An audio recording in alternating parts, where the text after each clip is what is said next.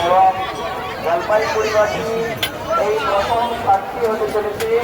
এই প্রথমবার জলপাইগুড়ি দেখল ইস্কন দ্বারা পরিচালিত এই মদন মোহন মন্দিরটি রথযাত্রা। আর এই রথযাত্রা সকলেই আপনারা প্রসাদ গ্রহণ করুন। সুভাষনগর কলোনি নিবাসী প্রিয়াঙ্কা গোস্বামী এখানে চলে আসো, চলে এসে তোমার বাবার সঙ্গে গ্রহণ করবে। আমাকে 20 টাকা দাও না।